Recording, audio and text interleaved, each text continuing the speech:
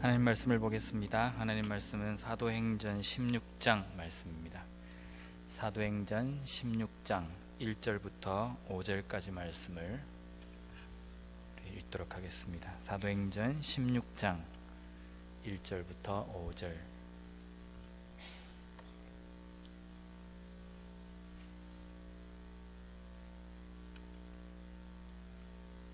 교독하도록 하겠습니다. 제가 먼저 한 절 읽겠습니다. 바울이 더베와 루스트라에도 이름에 거기 디모데라 하는 제자가 있으니 그 어머니는 믿는 유대 여자요 아버지는 헬라인이라.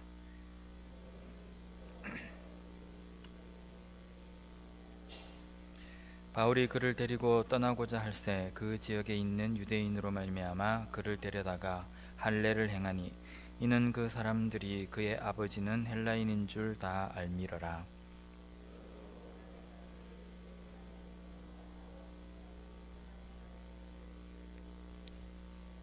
함께 읽겠습니다. 이에 여러 교회가 믿음이 더 굳건해지고 수가 날마다 늘어가니라. 아멘. 제가 한국에 있을 때 삼국지를 읽는 걸 참 좋아했습니다. 근데 그 책이 워낙 방대하고 내용이 좀 어렵기 때문에 좋아하지만 많이는 좀 못 읽었습니다. 근데 한 2번인가 3번 정도 이렇게 읽은 것 같은데요. 근데 한때는 제가 그 삼국지에 나와 있는 관우, 장비, 유비, 그리고 조자룡, 뭐 또 제갈공명 이런 영웅들을 보면서 하나님께 이런 기도를 한 게 기억이 납니다. 하나님, 저에게도 이런 위대한 조력자를 좀 붙여주십시오. 아니면 저도 이 사람들처럼 함께 조력할 수 있는 누군가를 붙여주면 참 좋겠습니다. 그런 기도를 제가 한 적이 있습니다. 읽으면서요. 오늘 성경을 우리가 읽다 보면요, 성경에도 위대한 인물들이 참 많이 나옵니다. 근데 그 위대한 인물들 주변에 보면 이 삼국지에 나와 있는 이 영웅들처럼 훌륭한 조력자들이 반드시 붙어 있습니다. 하나님께서는 하나님의 사람을 일을 하실 때에 그냥 내버려 두신 것이 아니라 분명히 훌륭한 조력자를 옆에 붙여주신다라는 겁니다. 모세가 바로왕 앞에 갈 때에 그 모세를 그냥 두시지 않고 형 아론을 붙여주셨습니다. 광야의 긴 시간 동안 형과 함께 했고, 또 그리고 이제 말년에는 여호수아를 하나님께서 모세에게 붙여주심으로 말미암아 사역을 조력하며 도우면서 감당할 수 있도록 하나님께서 하셨다는 겁니다. 우리가 다윗을 잘 압니다. 다윗은 위대한 용사고 왕이며 신앙인입니다. 근데 다윗도 훌륭하지만 다윗이 훌륭할 수 있었던 것은 다윗 주변에 있었던 훌륭한 조력자들 때문입니다. 다윗이 도망 다닐 때는 그 옆에 함께 했던 무리들이 있었고요, 그가 왕이 되었을 때는 그 옆에서 함께 목숨과 같이 다윗을 지키고 싸움을 싸웠던 충신들, 용사들이 있었기 때문입니다. 또 다윗이 위험에서도 끝까지 견뎌내고 이길 수 있었던 것은 훌륭한 조력자 요나단을 하나님께서 붙여주셨기 때문입니다. 신약에 들어와서는 우리가 위대한 인물로 꼽는 사람이 바울로 우리가 손가락을 꼽습니다. 근데 바울도 바울의 그 사역을 쭉 읽다 보면요, 옆에 하나님께서 수많은 사람들을 붙여주셨습니다. 근데 그 붙여주신 것 중에 오늘 읽은 이 본문에 보면 우리가 잘 알고 있는 디모데를 바울에게 붙여주시는 그 내용이 첫 바울과 디모데가 만나는 장면이 기록되어 있는 것이 오늘 방금 읽으신 16장 말씀입니다. 근데 디모데를 만나서 어떻게 사역했느냐 하기 이전에, 사도 바울이 디모데를 만나기 전에 15장에서 무슨 일이 있었는지를 우리가 잠깐 살펴봐야 될 것 같습니다. 원래 사도 바울은 사역을 할 때에 바나바라는 사람과 함께 사역을 했습니다. 그래서 1차 전도 여행을 이 바나바라는 훌륭한 조력자와 함께 잘 마쳤습니다. 그래서 그는 이제 1차 여행을 마치고 난 다음에 준비를 잘 해서 이제는 2차 전도 여행을 떠나기 위해서 준비하는 시점에 이제 우리가 가자라고 할 때 바나바라는 이 조력자가 사울에게 의견을 냅니다. 우리 둘이 가는 것도 좋지만 마가를 데리고 가자라는 겁니다. 바나바와 마가는 친척 관계입니다. 그래서 바나바는 마가를 함께, 마가 요한을 함께 데리고 갈 것을 원합니다. 바나바가 함께 데리고 가기를 원했던 이 마가는 우리가 잘 알고 있는 마가복음을 지은 저자입니다. 베드로의 통역관으로서 사역을 감당하고 베드로가 예수 그리스도의 사역에 대해서 이야기했던 내용들을 집대성해서 베드로가 죽은 후에 마가복음을 완성한 사람입니다. 그 마가입니다. 바나바가 바울에게 우리가 2차 전도여행을 떠날 때에 이 마가를 데리고 가면 좋지 않겠느냐라고 의견을 냅니다. 의견을 낼 때에 사도 바울이 어쩐 일인지 반대를 합니다. 반대하는 이유는 1차 전도여행 때 우리가 사역을 막 하려고 하는데 마가가 자기는 가지 않겠다라고 하고 다른 곳으로 예루살렘으로 돌아가는 그 사건 때문에 우리가 힘들 때에 우리와 함께 하지 않았기 때문에 마가를 내가 데려갈 수 없다라는 겁니다. 근데 여기에서 문제가 하나 발생합니다. 바나바가 마가를 함께 데리고 가자라고 바울에게 이야기를 했는데 바울이 그것을 거절하자 바나바마저 사도 바울을 따라가지 않고 자기 고향으로 떠나버립니다. 마가와 함께 자기 고향으로 떠나버린다라는 겁니다. 바울 입장에서 우리가 한번 생각해 보시기 바랍니다. 이제 1차 전도여행을 훌륭하게 마치고 2차 전도여행을 떠나려고 하는데 자기 훌륭한 조력자 바나바가 있었는데 이 바나바가 마가를 추천해서 함께 떠나기를 원했는데 그것을 반대함으로 인해서 바나바마저 잃어버리는 겁니다. 마가 때문에 바나바도 잃어버립니다. 원래 마가에 대해서 별로 좋지 않게 생각을 했는데 이 마가 때문에 바나바마저 떠나버리고 2차 전도여행을 지금 떠나야 하는데 그 옆에 남아있는 사람은 아무도 없었다는 겁니다. 그래서 결국은 실라를 데리고 2차 전도여행을 떠난다라는 겁니다. 우리가 만약에 내가 이 바나바의 입장이 된다고 한다면 어떤 생각을 가지시겠습니까? 마가에 대해서 좋은 생각을 가지시겠습니까? 아니면 안 좋은 생각을 가지시겠습니까? 내가 저 인간 때문에 나하고 친한 바나바마저 잃어버렸다, 이렇게 생각하지 않겠습니까? 내가 다시는 저 마가를 보나 봐라, 내가 저 마가를 내가 본다고 한다면 내가 성을 간다, 이렇게 생각하지 않겠습니까? 그런데 사도 바울은 후에 이 마가에 대해서 원수지간처럼 등 돌리고 있는 것이 아니라 골로새서 4장 10절 말씀에 보면요, 사도 바울이 이렇게 기록합니다. 골로새에 보내는 그 편지에 나와 함께 갇힌 아리스타고와 바나바의 생질 마가와 이 마가에 대하여 너희가 명을 받았음에 그가 이르거든 영접하라. 마가가 골로새 교회에 너희들에게 갈 때에 그를 천대하지 말고 반드시 그를 영접하라 라는 겁니다. 지금 사도 바울이 골로새 교회에 보내는 이 편지는 2차 전도여행 중에 쓴 편지입니다. 로마 감옥에 갇혀 있으면서 쓴 편지입니다. 그러니까 마가와 헤어지고 바나바와 헤어지고 난 다음에 쓴 편지입니다. 그 편지 내용에 보면 골로새 교회에 마가를 부탁하는 내용이 기록되어 있습니다. 그리고 디모데후서 4장 11절 말씀에 보면요, 누가만 나와 함께 있느니라 내가 올 때에 마가를 데리고 오라 그가 나의 일에 유익하니라. 마가는 사도 바울과 함께 하지도 않았고 오히려 마가 때문에 바나바도 잃은 사도 바울의 입장입니다. 그런데 디모데에게 보내는 이 편지에 보면 내가 마가를 보고 싶다는 겁니다. 보고 싶으니까 나에게 유익한 이 동역자 마가를 함께 나에게 데려와 달라라는 부탁을 디모데에게 합니다.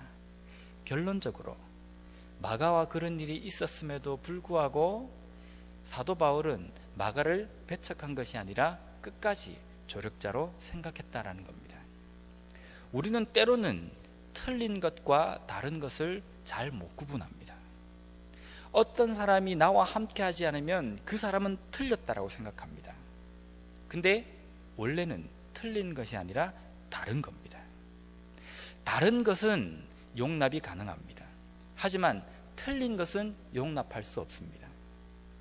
틀렸다라고 생각하기 때문에 교회 안에서도 무슨 일을 할 때에 그 사람이 나와 함께 하지 않으면 그 사람과 함께 관계에서 그냥 등을 돌려버리는 결과를 가질 때가 참 많이 있다는 겁니다.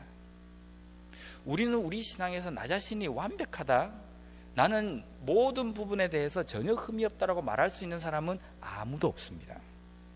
그 사람이 나와 함께 하지 않고 나와 맞지 않은 것은 내가 그 사람과 틀리기 때문이에요. 그 사람이 나와 틀리기 때문이 아니라 내가 그 사람과 다르기 때문입니다. 나는 이 부분에서 이런 생각을 가지고 있지만 그 사람은 그 부분에서 다른 생각을 가지고 있을 뿐입니다. 다르기 때문에 용납할 수 있는 겁니다. 다르기 때문에 우리가 원수가 되지 않을 수 있는 겁니다. 근데 우리는 사역을 하면서 이 사람은 나와 틀렸기 때문에 나는 이 사람과 함께 할 수 없다, 때로는 그것 때문에 싸움에까지 이를 때도 있다는 겁니다. 그로 인하여서 융화가 되지 못하고 등을 돌리는 사건들이 종종 있다는 겁니다. 우리는 어떤 사람에 대해서 이 사람은 나와 전혀 함께 할 수 없는 사람이라고 낙인 찍을 수 있는 자격이 있는 사람은 아무도 없다는 겁니다.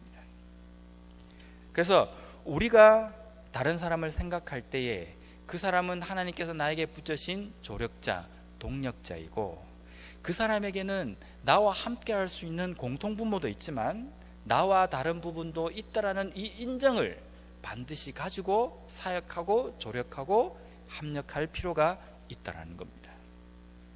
사도 바울은 마가를 생각할 때에 2차 전도 여행을 완전히 그냥 쑥대밭으로 만들인, 출발의 이 시점에서 사도 바울의 길을 꺾어버린 이 마가 요한을 우리 같으면 결코 좋아할 수 있는 사람은 아닌데 사도 바울은 끝까지 그를 품고 나아갔다라는 겁니다. 그래서 우리는 누군가와, 근데 하지만 뒤에 가서는 이 마가와 사도 바울의 관계는 아주 좋은 관계. 사도 바울이 이 마가 요한을 생각할 때에 정말 조력자며 내가 정말 보고 싶고 나의 사역에 정말 큰 도움이 되는 사람으로 기록하고 있지 않습니까? 그래서 우리는 어떤 일을 할 때에 다른 사람과 나의 관계를 원수지간으로 만들 필요는 없다라는 겁니다. 이 사람은 다시는 내가 만나지 않을 것이다 라고 생각하고 그 사람과 담을 쌓고 금을 긋는다는 것은 어리석은 행동입니다. 제가 여기 미국에 와서 놀란 것 두 가지가 있습니다. 첫째는 제가 여기 와서 1년 전에 여기에 지금 앉아 계신 분인데요, 처음으로 저희 교회에 등록을 하셔가지고 제가 그 교회에 그 집에 목사님과 함께, 송 목사님과 함께 세가족 신방을 갔습니다. 근데 한참 예배를 드리고 마지막에 이제 차를 마시려고 딱 하는데 갑자기 저보고 혹시 부전교회에서 사역을 하셨죠? 저에게 묻는 겁니다. 순간적으로 가슴이 철렁 내려앉았습니다. 어떻게 저를 아십니까? 라고 하니까 홈페이지에 들어가서 목사님 설교를 자주 들었습니다 라는 겁니다. 저희 제가 사역했던 그 부전교회는 부목사만 10명이 있습니다. 담임 목사니까 치면 11명이죠. 또 다른 전도사들도 있고 설교도 그게 홈페이지 보면 엄청 많습니다. 근데 제 설교를 들어봤다는 겁니다. 어떻게 들었습니까? 여차여차해서 그 교회에 들어가서 그 목사님 그 담임 목사님 알기 때문에 그 홈페이지 들어가는 중에 저의 설교를 들은 적이 있다는 겁니다. 한 번 들어서 저를 기억하시겠습니까? 순간 제가 딱 보면서 내가 한국에서 떠나서 이 포틀랜드 올 때에는 한국 사람도 없고 나를 아는 사람이 전혀 없을 것이다 라고 생각하고 왔는데 이런 우연이 있을 수 있을까, 이런 생각이 드는 겁니다. 만약에 내가 어떤 좋지 못한 관계를 가지고 여기 왔다가 만약에 그렇게 만났다고 한다면 철렁 내려앉지 않겠습니까? 또 한 번은 몇 주 전입니다. 새가족이 왔는데 제가 새가족실에 갔는데 어디서 많이 본 사람이 있는 거예요. 그래서 혹시 저를 모릅니까? 라고 하면 저를 모른대요. 그럼 내가 잘못 봤나? 근데 말을 부산말을 쓰는 겁니다. 그래서 추적을 했습니다. 알고 보니까 제가 다니던 모 교회의 후배인 겁니다. 짧게 나왔기 때문에 저는 어렴풋이 기억을 하는데 거기는 저를 잘 기억을 못하는 겁니다. 이 넓은 미국 땅에 그것도 LA에서 만났다고 한다면 이해가 됩니다. 왜냐하면 한국 사람이 워낙 많이 가니까. 근데 이 좁은 한인이 몇 명 없는 이곳에 저는 여기 오면 조용할 줄 알고 왔는데 거기에서도 이렇게 만나게 되는 겁니다. 언제 어떻게 내가 만났던 그 사람을 다시 만난다 안 만난다 이야기를 할 수 없습니다. 그렇기 때문에 우리는 할 수만 있는 대로 사람들과의 관계 속에서는 그 사람과 담을 쌓고 원수지간처럼 만들 필요는 없다라는 겁니다. 우리가 원수지간이 되고 그 사람과 도무지 내가 상종하지 못하겠다라고 하는 것은요, 나와 틀렸다라고 생각하기 때문입니다. 사도 바울이 만약에 마가를 너는 틀렸다, 애시당초 틀렸다라고 생각한다고 한다면 그와 관계를 완전히 끊어버렸을 겁니다. 근데 사도 바울은 거기에서 너는 다르다, 나와 다르다, 너를 통해서 하나님께서 역사하심을 내가 믿는다, 또한 나를 통해서도 하나님께서 새롭게 역사하실 것이라는 기대를 가지고 2차 전쟁을 떠났기 때문에 그것을 포용하고 받아들일 수 있는 사람이었기 때문에 위대한 복음의 사역자라고 우리가 이야기할 수 있는 겁니다. 15장에서 그렇게 힘들게 이 2차 전도여행을 떠나는데 하나님께서는 전도여행을 떠나자마자 갈라디아 지방에서 디모데라는 훌륭한 조력자를 만나도록 하십니다. 마가가 좋고 디모데는 별로다 이런 표현을 쓰는 것이 아니라 마가라는 그 사역자를 떠나보내고, 하지만 그 마음속에는 다르기 때문에 내가 인정하고 그를 포용하고 그와 함께 역사하시는 하나님을 인정했기 때문에 사도 바울 삶 속에서는 디모데라는 훌륭한 조력자를 만날 수 있었다는 겁니다.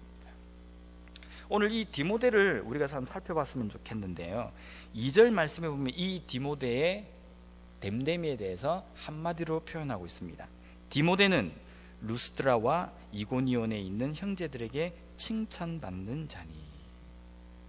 이 루스드라와 이고니온은 갈라디아 지방입니다. 갈라디아 교회들이 있는 곳, 갈라디아 사도 바울이 갈라디아서를 쓴 그 편지를 읽는 대상들이 있는 그 지역 사람입니다. 그러니까 디모데가 갈라디아 지방에 살고 있었는데 그 지방에 살고 있는 고향에서 사람들로부터 칭찬받는 사람이었다라는 겁니다. 이 말은 아주 큰 의미가 있습니다. 예수를 믿는데 예수도 잘 믿고 복음도 잘 증거하는데 거기에다가 사람들에게 칭찬받는 삶을 살고 있다라는 겁니다. 우리가 그리스도인이라고 한다면요, 하나님과 관계가 중요합니다. 나와 하나님과의 어떤 관계를 맺고 있고 내가 하나님 말씀 가운데 내가 어떻게 살아가고 있고 이거 중요합니다. 근데 그것과 동시에 함께 아울러 중요한 것은 내가 하나님 믿는 사람으로서 다른 사람과 어떤 관계를 맺고 있느냐, 이것도 정말 중요하다는 겁니다.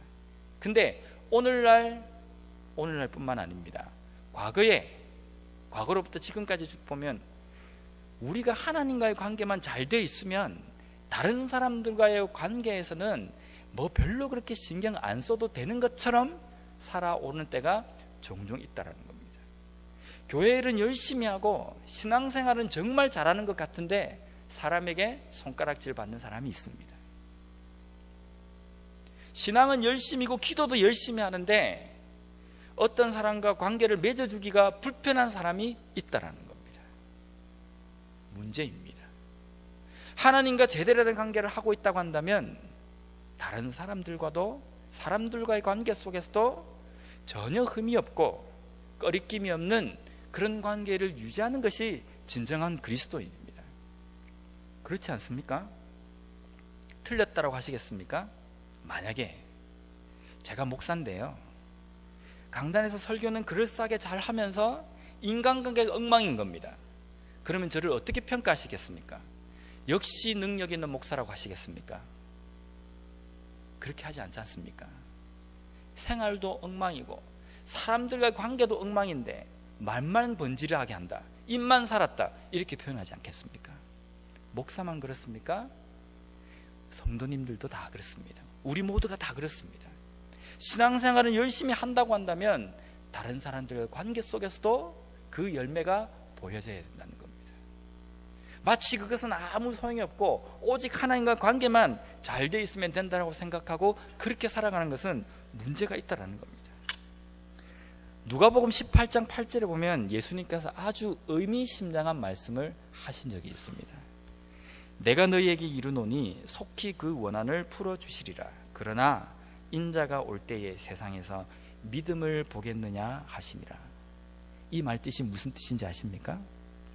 예수님께서 다시 오실 때에는요, 우리의 믿음을 보지 않으시겠다는 겁니다. 이상하지 않습니까? 예수님께서 이 땅에 오시면 우리의 믿음을 보셔야 되는데 믿음을 보시지 않겠다는 겁니다. 잘못 기록된 것도 아니고요, 잘못 해석된 부분도 아닙니다. 분명하게 예수님께서 이 말씀을 하셨습니다.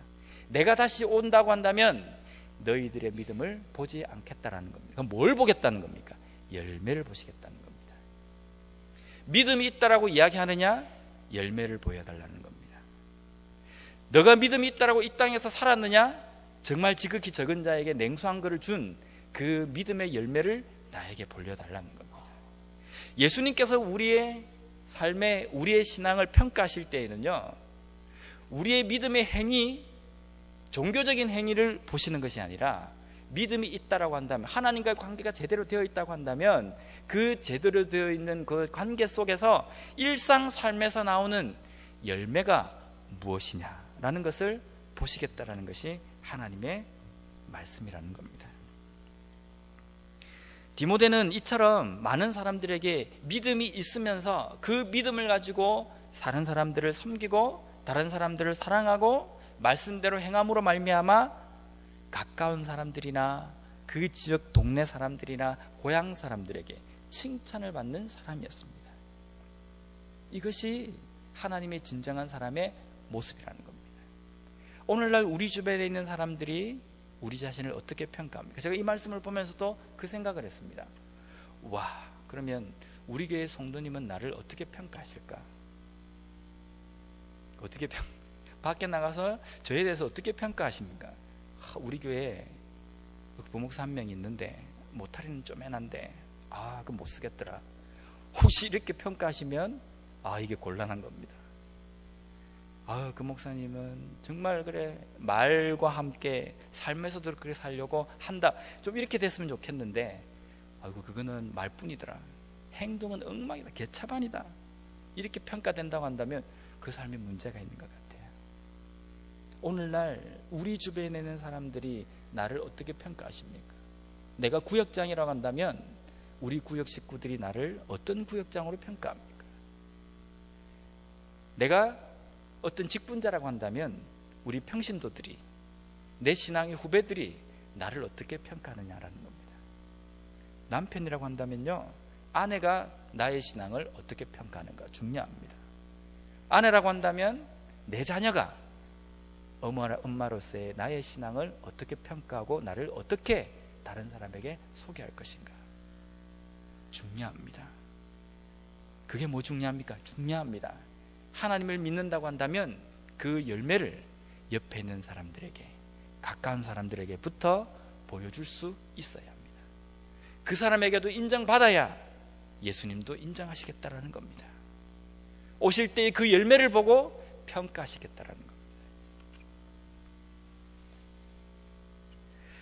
제가 한국에서 미국으로 오면서 항상 마음속에 이런 생각이 좀 많이 들었습니다. 이런 피해의식이 있었습니다. 하나님, 내가 한국에서 수많은 사람과 관계를 맺고 또 나에게 훌륭한 조력자도 주시고 친구도 있고 뭐 이런 좋은 관계가 있는데 미국으로 옴으로 인해서 모든 관계가 다 싹둑하고 잘라져 버렸습니다. 하나님, 나를 왜 이렇게 홀로 고독하게 외롭게 외톨이로 여기에다가 떨어뜨리셨습니까?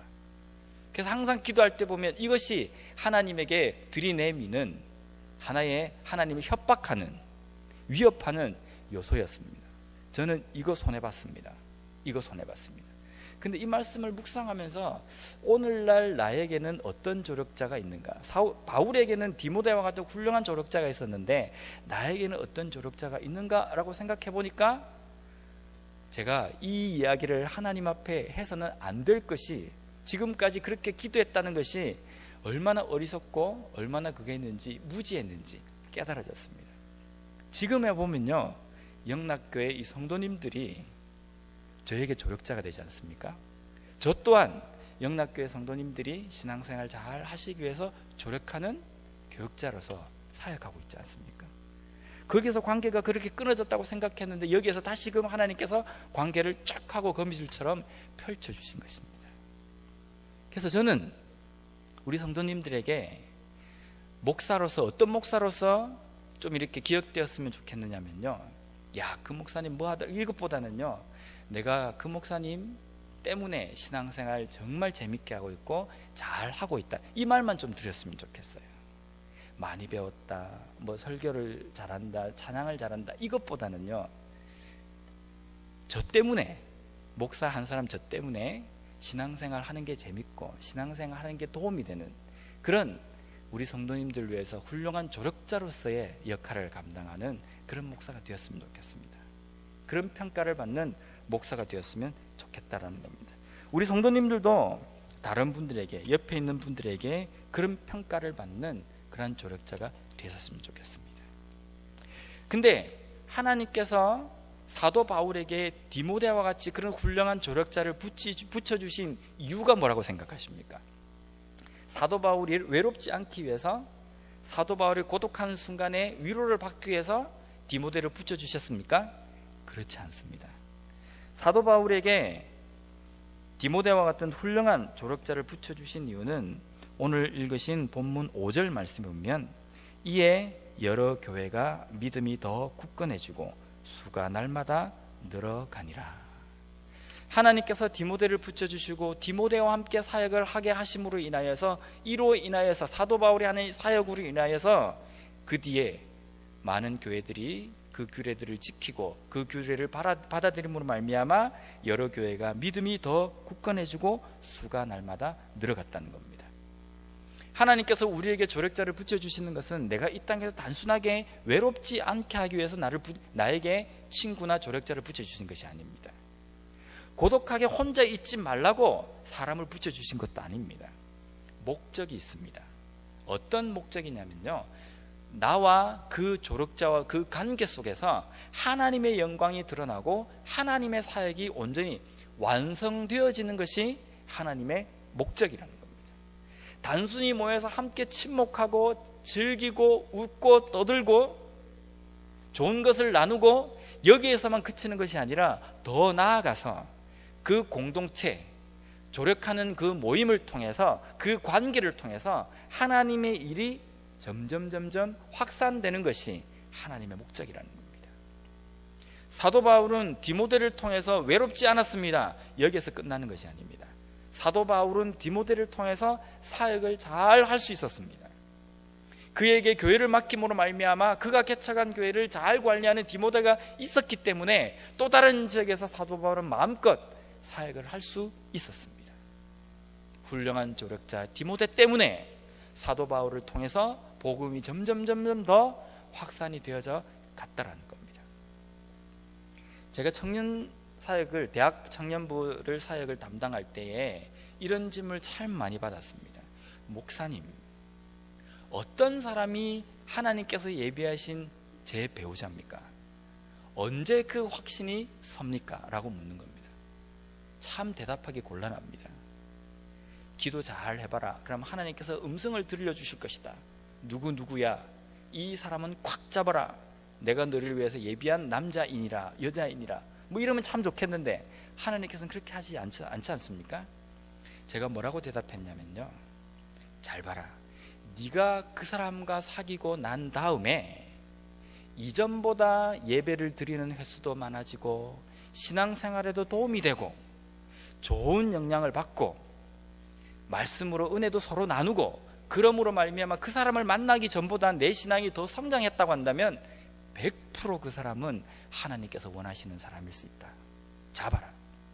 근데 만약에 내가 이 사람을 만났는데 이 사람이 너무 좋고, 이 사람도 신앙이 좋고, 이 사람도 정말 가정도 좋고 뭐 비전도 있고 다 좋은데 이 사람 만나고 난 다음에 이전에 내가 봉사했던 것도 점점 줄어들고, 이전에 했던 내가 열심도 점점 식어지고, 이전에 가졌던 믿음의 그 열정들도 점점 사라져가고, 예배드리는 횟수도 점점 줄어가고, 봉사도 시큰둥해지고, 만약에 그렇다 한다면 그 사람은 하나님께서 예배한 사람이 아닐 가능성이 99%다. 저는 그렇게 대답했습니다. 그렇지 않습니까? 하나님께서 우리에게 사람을 붙여주실 때에는요, 신앙에 도움이 되도록 우리에게 붙여주시는 겁니다. 신앙생활 잘 하고 있는 사람에게 이상한 사람을 붙여주셔서 신앙이 계속 다운되게 만들고, 하나님의 일을 덜 열심히 하게 만들고, 이렇게 만들기 위해서, 우리를 신앙적으로 쉽게 하기 위해서 사람을 우리에게 붙여주시지는 않지 않습니까? 힘든 사람을 우리에게 하나님께서 붙여주실 수도 있습니다. 근데 그 힘든 사람 때문에 더 많이 기도하게 되고, 더 많이 하나님을 붙들게 되고, 더 많이 사랑이라는 것을 깨닫게 되고, 그 사람을 포용하는 것, 용서하는 걸 깨닫게 된다고 한다면, 그 사람은 하나님께서 그것을 나에게 가르쳐 주시기 위해서 붙여주신 사람이라는 겁니다. 나에게 붙여주신 조력자, 동력자들이 오늘날 교회 안에도, 우리의 가정에도, 내가 살고 있는 동네에도, 또 다른 단체에도, 공동체에도 많은 사람들이 있습니다.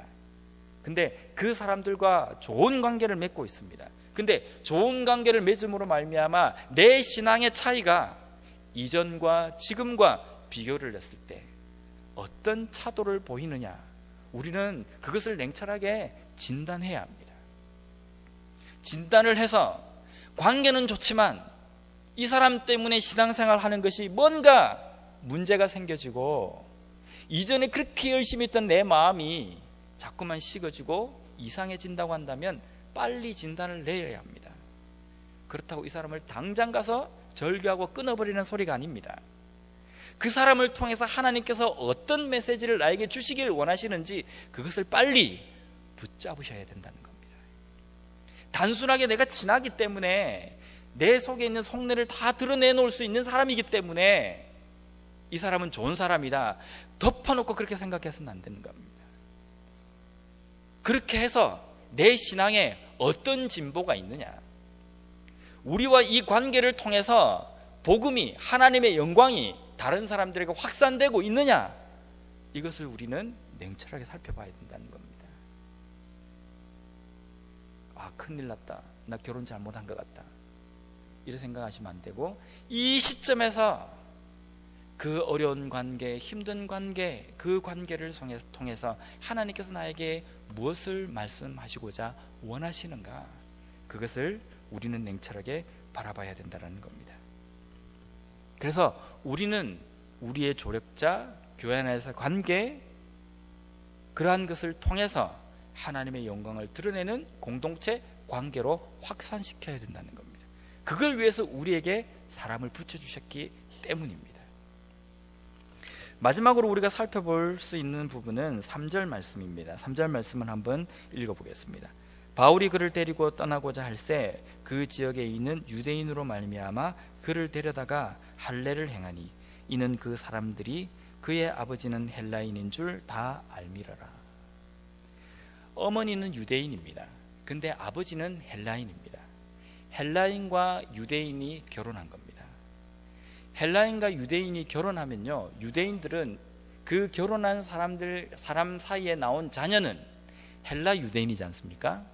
헬라 유대인이지만 유대인들은 그 자녀는 유대인으로 간주했습니다. 그 사람은 유대인이다 라고 이야기를 한 겁니다. 그러니까 지금 디모데의 신부는 유대인인 셈입니다. 근데 유대인인데 한 가지 문제가 있습니다. 할례를 받지 않았다는 겁니다. 근데 할례를 받지 않은 이 디모데를 사도 바울이 할례를 시키고 있습니다. 이거는 사도 바울이 한 사역과 모순된 행동입니다. 사도 바울이 기록한 서신서를 쭉 읽어보면요, 무슨 말씀이 주가 되어 있냐면 할례 율법은 중요하지 않다, 오직 복음이다, 할례는 몸에 하는 것이 아니라 마음에 하는 것이다, 뭐 이렇게 기록되어 있습니다. 그런데 지금 디모데에게는 육체의, 신체의 할례를 지금 시키고 있다는 겁니다. 사도 바울이 자기 입으로 형식이 중요하지 않다, 내 속에 있는 예수 그리스도의 그 복음이 중요하다, 믿음이 중요하다, 이렇게 이야기를 하면서 디모데는 할례를 시키고 있다는 겁니다. 왜 시키는지 아십니까? 거기에 보면 많은 유대인들이 디모데가 유대인인 줄 알지만 그의 아버지가 헬라인이기 때문에 할례를 받지 않았을 것이다 라고 손가락질 할 거기 때문에 사도 바울이 그런 손가락질 받지 않게 하기 위해서 할례를 시키는 겁니다. 디모데를 왜 할례를 시키며 그렇게 해서까지 할례를 왜 시킵니까? 복음을 증거하는 복음 증거자로서 사람들에게 책 잡히지 않게 하기 위해서입니다. 여러분, 할례를 시키는 것과 할례를 시키지 않는 것, 이것은 본질입니까? 비본질입니까? 비본질입니다. 중요하지 않다는 겁니다. 이것은 중심이 아니라는 겁니다. 본질은 무엇입니까? 할례를 하든 안 하든 디모데를 통해서 많은 사람들에게 복음이 전파되는 것, 이것이 복음이 본질이라는 겁니다. 본질을 위해서 비본질은 충분히 변화될 수 있고 바뀌어질 수 있고 보충이 될 수 있다는 것이 우리의 생각의 중심이 있어야 된다는 겁니다. 본질은 바뀌어서는 안 됩니다. 복음은 절대로 변화될 수 없습니다. 복음은 변질될 수도 없고 바뀔 수도 없고 보완될 수도 있는 것이 아닙니다. 복음은 그 자체로 보존되어야 합니다. 중요한 것은 그 본질을 전할 때에 비본질은 충분히 바뀌어질 수 있고 어떤 때는 버릴 수도 있고 어떤 때는 다른 것을 취할 수도 있다는 겁니다. 비본질이기 때문입니다.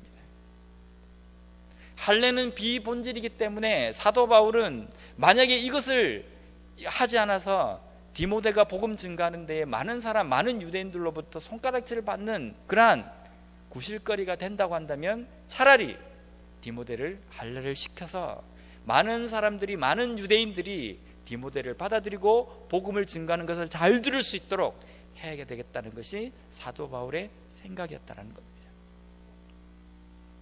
사도 바울은 위대한 사역자입니다. 왜 위대한 사역자냐면요, 그의 생각은 온통 복음 증거하는 것, 예수 그리스도가 그의 삶을 통하여서 존귀케 되는 것, 그것에만 집중하고 생각하고 있었던 사람이기 때문입니다. 빌립보서 1장 20절 21절 말씀에 보면 나의 간절한 기대와 소망을 따라 아무 일에든지 부끄러워하지 아니하고 지금도 전과 같이 온전히 담대하여 살든지 죽든지 내 몸에서 그리스도가 존귀하게 되게 하려 하나니 이는 내게 사는 것이 그리스도니 죽는 것도 유익함이니라. 빌립보서 1장 20절 21절 이 말씀은 사도 바울의 가치관입니다. 사도 바울이 가지고 있던 세계관입니다. 사도 바울이 가지고 있던 세상을 바라보는 눈이었습니다. 자기 인생을 바라보는 인생관이었습니다. 그의 인생관은 어떻게 해서든지 내가 살든지 죽든지 채찍에 맞든지 어떤 삶을 산다 할지라도 내 삶을 통해서 예수 그리스도가 존귀하게만 되면, 복음이 증거만 된다고 한다면 나는 그것으로 족하다 라는 것이 사도 바울의 생각이었다는 겁니다. 오늘날 우리는 어떤 생각으로 이 땅의 삶을 살아가십니까? 내 삶을 통해서 오직 예수 그리스도만 존귀하게 되면 된다라고 생각을 가지고 이 땅의 삶을 살아가십니까? 만약에 그런 생각을 가지고 살아가고 계신다고 한다면 지금까지 내가 가지고 있었던 것들 중에 존귀하게, 예수 그리스도가 존귀하게 되지 못하는 일이 있다고 한다면 과감하게 버릴 수 있어야 합니다. 예수 그리스도를 존귀하는 데에 방해가 되는 것이 있다고 한다면 과감하게 버릴 수 있는 결단력이 우리의 삶에 있어야 됩니다. 예수 그리스도가 존귀하게 되는 데에 이것을 바꿔야 된다고 한다면 과감하게 바꾸는 것을 선택할 수 있는 그런 삶이 되어야 된다는 겁니다. 비본질에 집중하고 비본질에 목숨을 걸고 본질이신 예수 그리스도는 어디를 갔는지 내 삶에서 찾아볼 수가 없고 그런 삶을 살아간다고 한다면 말세에 예수님께서 오셨을 때에 너의 믿음이 어디 있느냐 이렇게 물으시는 것이 아니라 무슨 열매를 맺었느냐 우리에게 물어보실 겁니다. 어떤 열매로 나의 이름이 존귀하게 되도록 내가 노력했느냐라고 우리에게 물으실 겁니다. 저는 목사인데요, 저는 몇 년 동안 다른 일을 안 하고 목사만 했는데, 그래 목사만 하는 거 좋다, 너의 삶에는 어떤 열매를 맺으면서 살았느냐 물어보신다고 한다면 열매를 내놓을 수 있어야 된다는 겁니다. 그 열매는 예수 그리스도의 복음이 존귀케 되고 그 복음이 다른 사람들에게 전달이 되고 그로 말미암아 수많은 사람들이 나를 통하여서 예수 그리스도를 믿게 되는 그러한 삶이 우리의 삶의 열매라는 겁니다. 사도 바울이 이 삶을 어떻게 생각하십니까? 사도 바울의 생각은 모든 것이 예수 그리스도에게 집중된 삶이었습니다. 오늘날 우리의 생각은 어디에 집중이 되어 있습니까? 나의 자존심, 내가 가지고 있는 생각, 가치관, 지금까지 내가 살아왔던 인생의 경험, 중요하지 않지 않습니까? 복음 앞에는 그 모든 것이 배설물처럼 여겨진다라는 것이 사도 바울의 고백이었습니다. 그렇다고 한다면 우리가 복음 중심적으로 예수 그리스도의 중심적으로 살아가는 삶이라고 한다면 우리의 삶에서도 그런 것을 과감하게 던져버릴 수 있는 그런 인생이 되었으면 좋겠습니다. 오늘 이 말씀을 통해서 우리가 우리 마음 가운데 붙들기를 원하는 것은 내가 어떤 사람과 관계를 맺고 있으며 그러한 사람과 관계를 맺을 때 하나님께서 왜 나에게 그 사람을 동력자로 붙여주시고 내가 그 사람의 동력자가 되어 있는지 생각하셔야 됩니다. 단순한 친목 관계가 아니라 웃고 떠들게 하기 위해서, 외롭지 않게 하기 위해서 우리에게 붙여주신 것이 아니라 그 관계를 통해서 하나님은 하나님의 일을 하시길 원하십니다. 그 관계를 통해서 복음이 확산되는 일을 하기를 원하십니다. 또한 우리의 인생의 중심은 어디에 맞추어져 있느냐라는 겁니다. 오직 복음에 맞추어져 있기에 할례 같은 비본질은 해도 되고 안 해도 되고 얼마든지 바뀔 수 있고 너희들이 그것을 원하냐? 내가 해줄 수 있다는 겁니다. 본질이신 예수 그리스도만 전해지고 그 예수 그리스도 이름이 전파되고 그 이름만 존귀하게 된다고 한다면 내가 얼마든지 비본질은 양보해 줄 수 있다라는 그러한 마음을 가지고 교회 안에서 또 공동체 안에서 우리 개인의 삶에서 그러한 삶을 삶으로 말미암아 사도 바울과 같은 그러한 위대한 복음 증거자로서의 삶을 살아가는 저와 여러분들이 되시길 바랍니다. 기도하겠습니다. 하나님 감사합니다. 오늘 주신 이 말씀을 저희들이 보며 사도 바울이 위대한 사역자인데 그 위대한 사역자 옆에는 훌륭한 조력자가 있었구나라는 것을 저희들이 다시 한번 깨닫습니다.